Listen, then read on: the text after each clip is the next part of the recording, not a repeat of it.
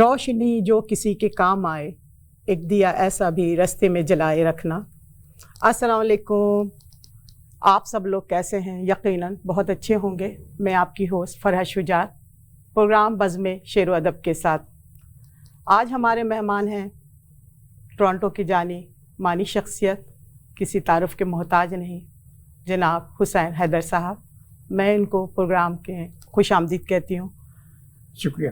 السلام علیکم، کیسے ہیں آپ اور کیا حال چال ہے آپ کا؟ موقع دینے کا، اور بہت خوشی ہوئی کہ اتنے اچھے اسٹوڈیو میں مجھے دعوت دی گئی۔ Thank you very much. Welcome.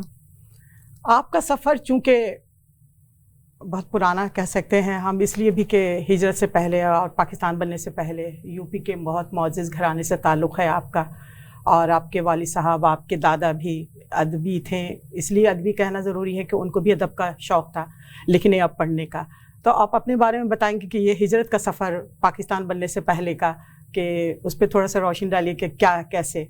جی، بلکہ میں یہ بھی آپ کو بتا دوں کہ میں نے بہت اچھا سوال ہے آپ کا، کہ میں نے ایک مضمون لکھا تھا چہار ہجرت، جیسے چہار درویش ہوتا ہے نا، تو قصہ چہار ہجرت۔ تو اس میں نے یہی بتایا تھا کہ اس مضمون میں اگر موقع ملا تو میں اس کا تھوڑا سا ایکسکرپٹ بھی پڑھوں گا۔ جی جی۔ کہ ہمارے جو بزرگ، ظاہر ہے میرا پورا نام سید حسین حیدر ہے، تو میں نے اس میں مکہ مدینے سے شروع کیا تھا کہ مکے کی ہجرت ہمارے اجداد نے کی تھی۔ اچھا، ماشاء اللہ ماشاء اللہ، ظاہر ہے۔ جی جی جی۔ اس کے بعد پھر ہمارے بہت سینئر کوئی دادا، ان کا نام تھا سید جمال الدین، وہ آئے تھے لودھی کے زمانے میں۔ او اچھا۔ ہاں، تو انہوں نے جناب ان کو کہا کہ بھئی کچھ علاقے ایسے ہیں جو ہمارے قبضے میں نہیں ہیں، تو آپ لوگ ماشاءاللہ کافی اس معاملے میں جنگ میں اور سپاہیگری کے فن میں ماہر لگتے ہیں، تو آپ دیکھیں اس علاقے کو، اگر آپ قبضہ کر سکیں ہمارے لیے۔ تو اس طرح ہم ایک، یعنی ہجرت کا یہ سفر ایسے ہے کہ آپ بتا رہے ہیں کہ سعودی عرب، پھر آپ فیض آباد میں پلے بڑھے اور یو پی کے ماحول میں آپ کی پرورش ہوئی۔ جی جی۔ بلکہ میں کہوں گی کہ ادبی جو آپ کا سفر تھا یو پی سے شروع ہوتا ہے، تو اب تھوڑا سا بتائیے گا کہ آپ کے ابا اجداد، آپ کے دادا، آپ کے والد صاحب؟ یو پی سے اس لیے نہیں شروع ہوتا ہے کہ ہم لوگ میں 5-6 سال کا تھا جب پاکستان آ گیا۔ اچھا۔ تو یہاں پر ہم لوگ ظاہر کراچی میں میں نے NED انجینئرنگ کالج سے جی ماشاء اللہ انجینئرنگ کی، اور اس کے بعد اس زمانے میں مواقع بہت تھے سعودی عرب وغیرہ میں، تو پھر میرے باقی جو ہے وہ سعودی عرب میں وقت گزرا۔ اور سعودی عرب میں میں نے لکھنے لکھانے کا کام کیا، کہ اس سے پہلے تو مجھے اپنی جاب اور اپنی جیسے کہتے ہیں نا پروفیشن میں اسٹیبلش کرنا تھا۔ تو اس زمانے میں تو لکھنے پڑھنے کا سوال ہی نہیں تھا، تو آدمی کو مشقت کا زمانہ ہوتا ہے۔ ابتدائی سفر ایسا ہوتا ہے کہ وہ جد و جہد کا سفر ہوتا ہے، تو وہ اس وقت ان سب چیزوں سے روزی اور روزگار کی فکر ہوتی ہے اصل میں۔ تو آپ 35 سال 35 ایئرز رہے ہیں آپ سعودی عرب میں، ماشاء اللہ۔ تو ایک دفعہ آدمی اسٹیبلش ہو جائے تو اس کا کام آسان ہو جاتا ہے، بالکل ہو جاتا ہے، اس میں پھر ٹائم ملتا ہے۔ جی ہاں۔ تو وہاں پھر میں نے ایک عرب نیوز اخبار نکلتا تھا، اردو اور نیوز اس کا، سعودی عرب میں۔ اچھا۔ اس میں میں نے مضمون لکھے۔ اچھا۔ اس کے بعد جو اصل میری جو ادبی وہ ہے سرمایہ یا ایسٹ، وہ خطوط تھے جو میں اپنے دوستوں کو لکھتا تھا۔ جی۔ اب ظاہر ہے اس میں طرح طرح کے موضوع ہوتے تھے، طرح طرح کا ہنسی مذاق، جوک۔ تو وہ جو ایک تھوڑی سی مذاق کی آپ کو چاشنی ملے گی میری تحریر میں، وہ دوستوں سے مذاق کے خطوط لکھنے میں ان کے بھی خط ایسے ہی آتے تھے، چھیڑ چھاڑ والے۔ یعنی کہہ سکتے ہیں کہ آپ کے دوست بھی آپ کے مزاج کے تھے۔ جی جی، یعنی آپ نے مزاحیہ وہی ہیں جو مزاج کے ہوں۔ ہاں، ہم مزاج ذہنی ہم آہنگی بہت ضروری ہوتی ہے دوستی کے لیے، تو بالکل میں سمجھ سکتی ہوں۔ تو آپ کی یہ کتاب آئی ہے بیاں اپنا، جی ٹھیک ہے، تو اس میں زیادہ تر میں دیکھتی ہوں کہ مزاح کا عنصر ہے، ٹھیک ہے، مزاح کا عنصر ہے، اور اس میں جو نثر ہے یا آپ کے خطوط ہیں، تو مجھے خطوط کے حوالے سے غالب کے خطوط یاد آ گئے کہ اس سے تو کوئی آپ کا سلسلہ نہیں، آپ نے غالب سے متاثر ہو کر خطوط لکھنا تو نہیں شروع کیا تھا اپنے دوستوں کو؟ ایک دو جن لوگوں نے میری کتاب پڑھی تو ان کا خیال ہے کہ آپ دو شخصیات سے متاثر ہیں جس میں غالب نہیں ہے. غالب نہیں ہے. وہ ایک ہیں ابن انشا اور اچھا، ابن دوسرے انشا. مشتاق احمد. تو ان سے آپ متاثر لگتے ہیں. میں مزاح میں ان تو کے ابن برابر انشا کا کا تو کوئی سوال ہی نہیں. ہاں، مزاح میں تو جب بھی نام آتا ہے تو ابن انشا کا نام تو آتا ہے. ہاں بالکل آتا ہے. میں اور تو ان کے میں یہ دونوں شخصیت سے آپ متاثر تھے تو آپ نے پھر لکھنا شروع کیا ہے. اچھا، مطلب آپ کی فیملی میں بھی آپ نے بتایا تھا کہ آپ کے دادا کو بھی بہت مطلب انسیت تھی پڑھنے کا اور ادب سے بہت تعلق تھا ان کا گہرا. تو یہ کہ آپ نے کیا ان کے ساتھ رہ کر یہ سب کچھ سیکھا، یا یہ ایک فیملی میں ہوتا ہے کہ جینس میں ہو رہا ہے کہ ہاں بھائی سب لکھنے والے ہیں میں بھی لکھ رہا ہوں، آپ کو ماحول ایسا ملا؟ جی، جینس والی بات آپ کی صحیح ہے. کیونکہ جب میں 4-5 سال کا تھا تو میں آ گیا تو دادا سے تو اب وہ نہیں رہا. ان کی جو ہے جو ادبی شخصیت تھی اس سے تو میرے فیض نہیں ملا. لیکن میں یہ بتا دوں کہ وہ ان کے پاس ایک بہت بڑی لائبریری تھی. اچھا. اور ان کو کتابیں پڑھنے کا اور علماء کو بلا کر، ہم لوگ چونکہ شیعہ ہیں تو مجالس وغیرہ وہ کرواتے تھے. تو بہت بڑے بڑے لکھنؤ سے عالم آتے تھے اور وہاں پہ ان کا ہوتا تھا، اجتماع ہوتا تھا. تو وہ اس میں وہ کافی جسے کہتے ہیں نا ادبی تھی. اور ان کی کتابوں کا جو مجموعہ ہے وہ اس کے لیے دور دور سے لوگ اس سے استفادہ کرنے آتے ہیں. تو یہ ایک ماحول ہے وہاں پہ تھا. لیکن یہ کہ مجھے وہ ماحول نہیں ملا، یہ میں بتانا چاہ رہا تھا. مجھے تو پاکستان کا ماحول ملا. پاکستان میں پلے بڑھے. جی. تو اس کے بعد پھر جب مجھے سعودی عرب میں جیسے میں نے بتایا فرصت ہوئی تو میں نے پھر اس ماحول کے اثر سے لکھانے کا کام شروع کیا. اور وہ جو خطوط وغیرہ تھے وہ ایک بات جو ہے انٹرسٹنگ یہ کہ میرے خطوط تو دوسروں کے پاس تھے. جی. تو میں نے جب دوستوں سے کہا کہ بھائی وہ میں کتاب لکھ رہا ہوں اور مجھے یاد ہے کہ اس میں بہت اچھے اچھے موضوعات پہ ہماری بات ہوئی، تو تمہارے خطوط تو میرے پاس ہیں، مجھے میرے خطوط چاہیے. تو ان لوگوں نے جمع کر کے مجھے وہ دیے. تو یہ پھر آپ نے اکٹھے کیے ساری چیزیں کو. یہ کتاب کا جو بیک گراؤنڈ ہے وہ یہ ہے کہ اس میں لوگوں سے میں نے خطوط مانگے. اور بلکہ میں تھوڑا سا یہاں پر جی بالکل تاکہ وہ ساتھ ساتھ گفتگو کے ساتھ ساتھ کتاب کا بالکل میں چاہوں گی کہ اپنی کتاب سے کچھ تھوڑا سا مختصر آپ اگر سنائیں تو. یہ جو سوال آپ کا ہے اس کا جواب جو ہے یہ اس کتاب کے پہلے صفحے میں ہے. جی بالکل. وہ میں پڑھ دیتا ہوں کہ شروع میں یہ نووارد بھی اپنی تحریروں کا رشتہ مزاح سے جوڑتا تھا، مگر جب سے موجودہ زمانے پر مزاح کے عہد یوسفی کا حکم لگا ہے تو اس حقیر نے اپنی گزارشات کو شگفتہ تحریروں کا نام دے دیا ہے، مزاح کا نہیں. کیونکہ اب یوسفی صاحب کے کا زمانہ ہے. مبادہ کے اعلیٰ حضرت کی اجازت کے بغیر مزاح لکھنے پر محبان یوسفی اس پر تعزیراتی دفعات نہ لگا دیں. اگر آپ کی دلچسپی ابھی تک برقرار ہے تو عرض ہے کہ یہ کتاب ایسی بالکل نہیں جو شروع سے آخر تک پڑھا جائے، لہٰذا جہاں سے جی چاہے کتاب کھولیں اور پڑھ لیں. شگفتہ تحریر ہے. جی جتنا جی چاہے پڑھیں، اس پہ کوئی اعتراض نہیں ہے مجھے. یہ مضامین کیوں لکھے گئے ہیں تو آپ سے کیا پردہ ہے. اصل میں آدھے سے زیادہ مضامین مضمون بننے سے پہلے خطوط تھے جو میں نے سعودی عرب میں اپنے عزیز دوست کو لکھے. اور ایک دفعہ ان سے کراچی میں ملاقات ہوئی تو کچھ بے بسی کے انداز میں کہنے لگے کہ یار تمہارے خطوط ہم سے ردی والے کو بیچے نہیں جاتے، ایسا کرو کہ انہیں کتاب کی شکل میں چھپوا دو.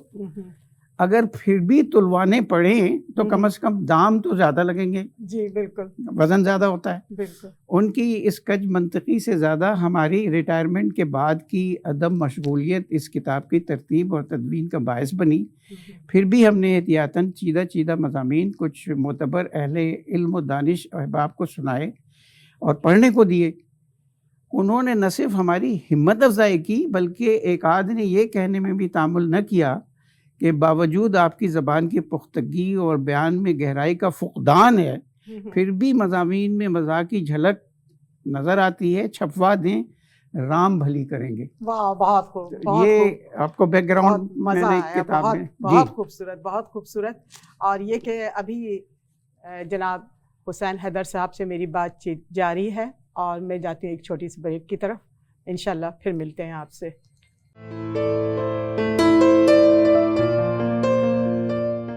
جی حیدر صاحب, آپ سے بڑی اچھی بات ہو رہی تھی. آپ اپنی کتاب کے حوالے سے بات کر رہے تھے, مزاحیہ مضمون, شگفتہ کہہ سکتے ہیں ہم کہ شگفتہ مضمون جو ہے. تو میں آپ سے کتاب کا ٹائٹل دیکھیں تو بیاں اپنا, جی, شگفتہ, کم شگفتہ اور غیر شگفتہ تحریریں. واہ, میں کچھ تھوڑی سی غیر شگفتہ بھی ہیں. جی جی, بہت خوبصورت یہ کتاب. اب مجھے یہ کتاب ایسے بھی تھوڑی منفرد لگی ہے کہ یہاں بیاں اپنا, ٹھیک ہے, تو اپنے ہی بارے میں سارا کچھ بیاں کر دیا ہے. ٹھیک ہے. ایک اور میں آپ سے بات پوچھنا چاہوں گی کہ دمام سعودی عرب میں آپ نے 35 سال گزاری ہے, ٹھیک ہے, تو وہاں پہ کیا آپ جیسے کہ بیزی فیملی کے ساتھ, گھر کے ساتھ بہت بیزی رہے ہوں گے آپ نے, تو آپ کے پاس اتنا ٹائم ہوتا تھا کہ آپ نے یہ لکھنے کا سلسلہ وہیں سے شروع کیا, اور پھر آپ کو 25 سال ہو گئے ہیں تقریباً کینیڈا میں. ریٹائرمنٹ کے بعد آپ کینیڈا تشریف لے آئے. اب پھر یہاں پہ میں نے دیکھا ہے کہ جب بھی کوئی مشاعرہ ہوتا ہے یا ادبی پروگرام ہوتا ہے تو آپ بڑے شوق سے آتے جاتے ہیں. اس سلسلہ کو آپ نے قائم رکھا. اور یہ آپ کیا سمجھتے ہیں کہ کینیڈا میں ادبی محافل جو ہوتے رہتے ہیں ہمارے, تو ان میں کس قسم کی تبدیلی آئی ہے پہلے میں اور اب میں, کیونکہ آپ نے وہ زمانہ بھی دیکھا ہے اور یہ زمانہ بھی آپ دیکھ رہے ہیں. وہ پھر میں کتاب سے ہی پڑھ دیتا ہوں. جی ہاں بالکل, ہاں بتا دیجیے جیسے آپ مختصر. کے سوال ہیں جی جی, تو اس کا میں بتا دیتا ہوں آپ کو. یہ اس کا نام ہے ٹورنٹو کا ادبی منظر نامہ.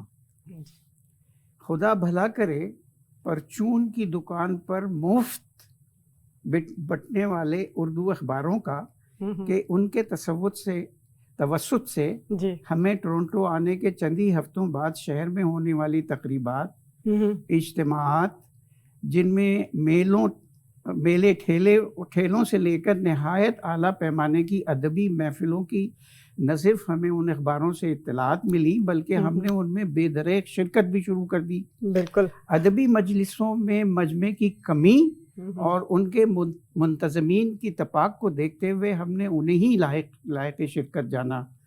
اب ہمیں ان انجمنوں کے نام تو یاد نہیں, مگر ان میں سموسوں, پکوڑوں اور چائے والی محفلوں سے لے کر احمدیوں کے مفت ڈنر والے نعتیہ مشاعرے اور $25-30 داخلہ فیس والی ادبی تقریب سب شامل ہیں. واہ. کچھ عرصہ شرکت کے بعد ہم نے محسوس کیا کہ ایک انجمن کے کرتا دھرتا دوسرے گروپ کی محفلوں میں یا شریک نہیں ہوتے یا جزوی شرکت کرتے ہیں. یوں سمجھیے کہ 2 دفعہ دیر نہیں کرتے کہ دیر سے آئیں تو دیر سے جائیں. ہم نے یہاں مقیم ایک 32 بزرگ, یہاں پر ان کے دانتوں کا نہیں بلکہ عرصہ قیام کا حوالہ ہے کہ وہ 32 سال رہ چکے ہیں, تو ایک 32 بزرگ سے جب دریافت کیا تو کہنے لگے کہ میاں کسی ادبی ماحول کی پختگی کا اشاریہ اس میں ادبی رقابتوں اور چشمکوں کا جنم لینا بھی ہے, ورنہ ادب جمود کا شکار ہو جاتا ہے. واہ بھائی واہ, بہت خوب, بہت اچھی بات کی آپ نے. جو میری ادبی آپ نے ایک نقشہ جو کھینچا ہے ٹورنٹو کے پروگرام کا اور یہ سارے جو محافل, آپ نے بہت اچھی بات کی. آج سے 25 سال پہلے جب میں یہاں کینیڈا آئی تھی تو مجھے بھی اچھی طریقے سے یاد ہے کہ آپ کو بہت ساری انفارمیشن, بہت ساری معلومات, چیزیں مل جاتی تھی اردو اخبار سے, جو گروسری اسٹور میں اور ساری جگہ یہ اردو مفت بٹتے تھے. اب تو یہ سلسلہ ختم ہو گیا, بلکہ بالکل ہی ختم ہوتا جا رہا ہے. اب اخبار کہاں. اب دوسری بات یہ کہ پڑھنے کا رجحان بھی نہیں رہا ہے لوگوں کا. پہلے لوگ بہت زیادہ شوق سے کتابیں بھی پڑھتے تھے, اخبار بھی پڑھتے تھے, اور مضامین اچھے ملتے تھے تو وہ پڑھتے تھے. تو آپ تھوڑا سا مختصر بتائیے گا کہ کیا اردو ختم ہو رہی ہے؟ اللہ نہ کرے, ایسا ہو نہیں سکتا, لیکن کیا بہت زیادہ اس میں فرق ہو چکا ہے اب بھی, اور پہلے کے مضامین میں، یا پڑھنے کا رجحان کم ہو رہا ہے؟ تو اس میں تھوڑا سا آپ بتائیے گا. جی، اس میں دو چیزیں ہیں. ایک تو یہ کہ اردو جو دکن سے شروع ہوئی اور جو آج کی اردو ہے اس میں فرق تو ہے. کیا فرق ہے؟ جی، آپ کیا سمجھتے ہیں کیا فرق ہے؟ بہت سے الفاظ ہیں، جیسے بہت سے متروک الفاظ اب نہیں استعمال ہوتے. ہاں ہاں جیسے میر کے یہاں ٹک کا ایک لفظ ہے، جی جی وہ اب نہیں استعمال ہوتا. جی جی تو اس طرح سے بہت سارے الفاظ، اگر آپ کو لسٹ بناؤں تو لمبی لسٹ ہے. بہت لمبی تو لسٹ یہ ہوگی. تو بالکل ہوگا کہ ہماری اردو جو ہے وہ چونکہ زندہ زبان ہے، تو وہ وقت کے ساتھ دوسری زبانوں سے لے کے، جیسے پنجابی سے بہت سے الفاظ لیے. ہاں، بہت اور خوبصورت زبان ہے اچھی- پنجابی جی، کے، بہت الفاظ خوبصورت ہیں. جب جی، بولنے کا تو ہوتا ہے وہ رجحان میں تو اسی بہت طرح سے خوبصورت. سندھی سے کچھ لیے، کچھ جی. عربی فارسی سے تو بہت عربی ہی اور ہے، فارسی میں تو بہت اور بہت ہندی، ہے، یہ تین شعرا تو ہے. اس کے ستون ہیں جی مین. تو یہ ایک تو یہ ہوگا.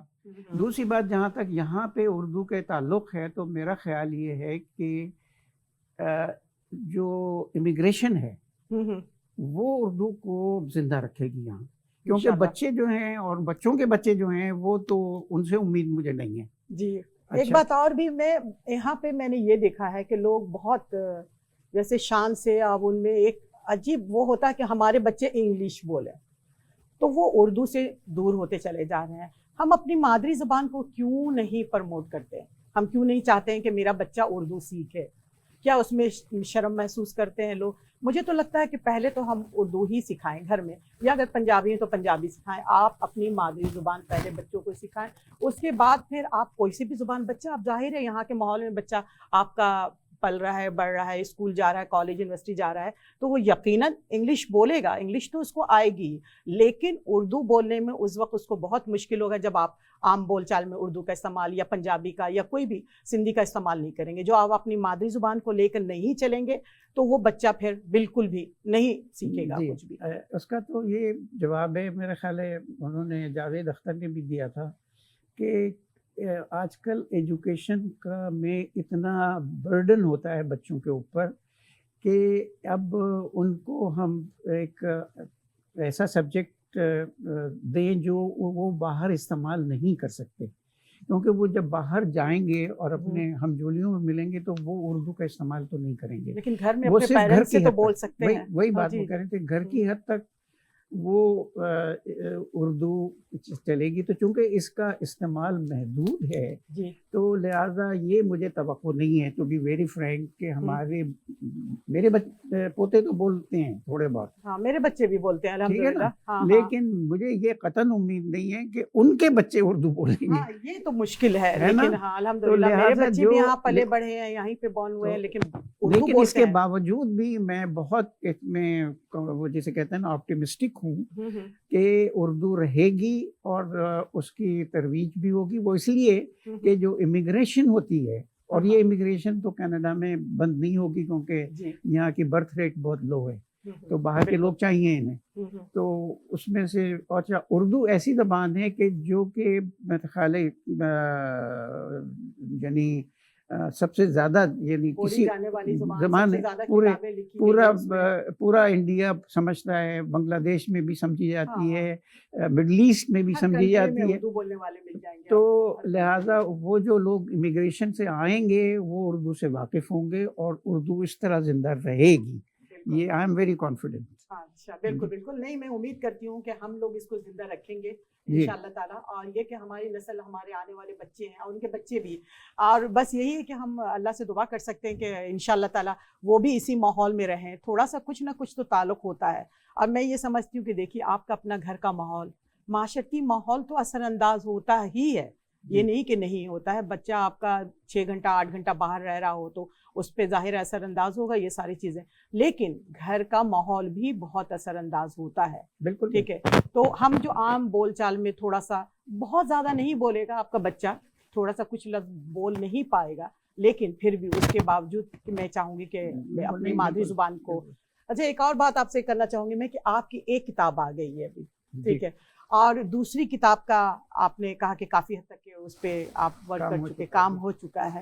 تو کیا آپ سمجھتے ہیں کہ آپ کی پہلی جو کتاب ہے اسی کے مناسبت سے آپ نے مذہب پہ لکھی ہے، شگفتگی تحریر، شگفتہ تحریریں لکھی ہیں، آپ سمجھتے ہیں کہ دوسری کتاب بھی اسی نوعیت کی ہوگی یا تھوڑا منفرد؟ اس کے بارے میں تھوڑا سا مختصر آپ بتائیے گا مجھے. نہیں بالکل آسان جواب ہے کہ اس کے اوپر ہی میں نے لکھ دیا ہے کم شگفتہ غیر شگفتہ تحریریں. اور غیر شگفتہ تحریریں، تو اس کا مطلب ہے کچھ سنجیدہ چیزیں بھی اس کتاب میں ہیں. جی اچھا، اب اگر یہاں پر اگر ٹائم ہے تو میں ایک تھوڑا سا اقتباس غیر جو غیر شگفتہ ہے، تاکہ مطلب یہ کہ آپ کی بات کا جواب، آپ کے سوال بہت اچھے ہیں کہ میری کتاب میں اس کے جواب ملتے جا رہے ہیں. جی جی ہاں بالکل بالکل. نہیں، آپ نے پہلی کتاب میں بھی آپ نے بڑا اچھا لکھا ہے کہ کینیڈا نامہ، سعودی نامہ، حال احوال، ہے نا. تو یہ تبصرے ہیں یہ سارے آپ کے، کچھ شگفتہ، کم شگفتہ اور غیر شگفتہ تحریریں. غیر شگفتہ تحریریں تو یہ پڑھ کے ہی احساس ہوتا ہے کہ یہ مزہ جو ہے آپ کے اندر ہے چھپا ہوا. اور آپ کے بول چال میں بھی میں دیکھتی ہوں، کبھی بھی کسی بھی محفل میں، کسی بھی مشاعرہ وغیرہ میں ہوتے ہیں تو آپ کی جو عام بول چال ہے اس میں بھی شگفتگی جھلکتی نظر آتی ہے مجھے. تو آپ بتائیے کیا ہے کہ میں سچ کہہ رہی ہوں؟ بالکل وہ آ جاتی ہے کیونکہ ظاہر ہے کہ عنصر زیادہ ہوتا ہے. جی اب یہ دیکھیں کہ یہ کافی سنجیدہ ہے. اس کا جو انداز ہے وہ ایسا ہے جیسے کہ کوئی خطیب خطابت کر رہا ہے. واہ واہ، بہت خوب. اب یہ خطابت جو ہے وہ تو سنجیدہ چیز ہے.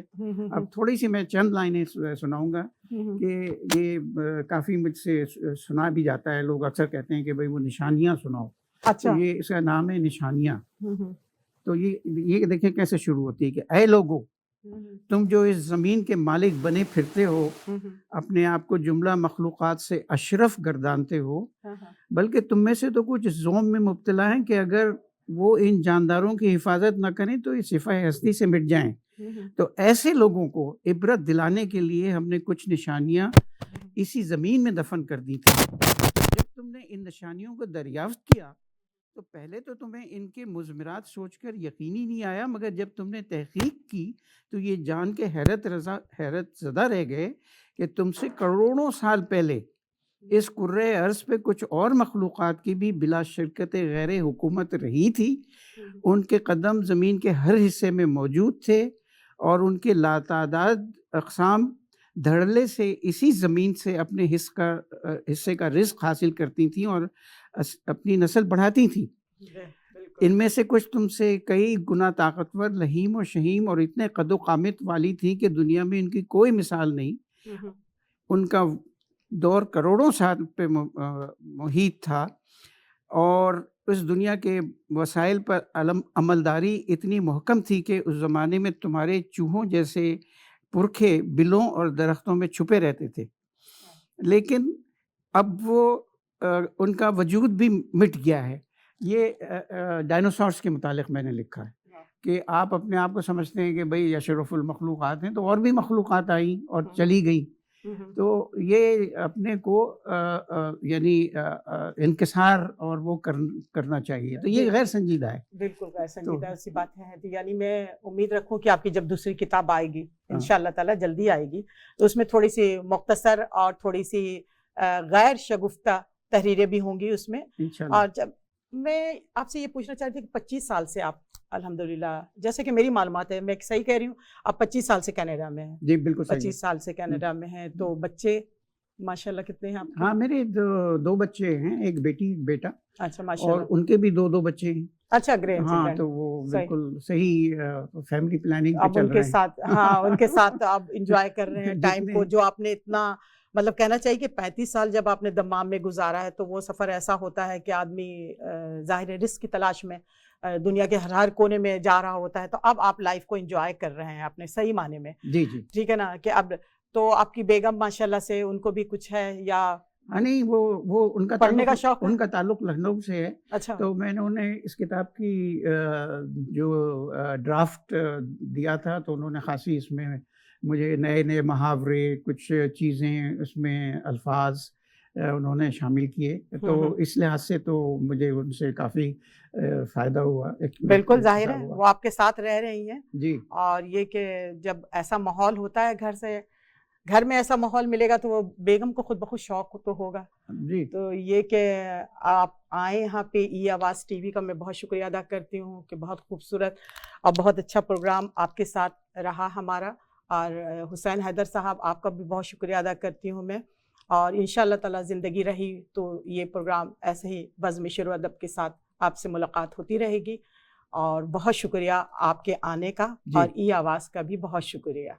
نہیں، اللہ آپ کا بھی حافظ۔ بہت شکریہ انوائٹ کرنے کا، اور مجھے بہت مزہ آیا ہے بات کر کے، بہت مختصر رہا، کیونکہ مجھے تو امید ہے جی کہ جن لوگوں نے مختصر حوالے میرے پڑھے ہیں جی جی وہ ضرور چاہیں گے کہ پوری جو ہے داستان یا پوری جی جی تفصیل سنیں۔ بالکل بالکل، بات چیت کا سلسلہ جو ہے بہت طویل بھی ہو سکتا ہے، اور ہم لوگوں نے بہت ٹائم کی کمی کی وجہ سے خاص موضوع کو سامنے لایا، تو انشاءاللہ تعالیٰ نیکسٹ ٹائم آپ کو بہت زیادہ ٹائم دیں گے ہم، اللہ نے چاہا تو انشاءاللہ زندگی رہی تو پھر آپ سے ملاقات ہوگی۔ جہاں رہیں خوش رہیں، فرحت شجاعت کو اجازت دیں، اللہ حافظ۔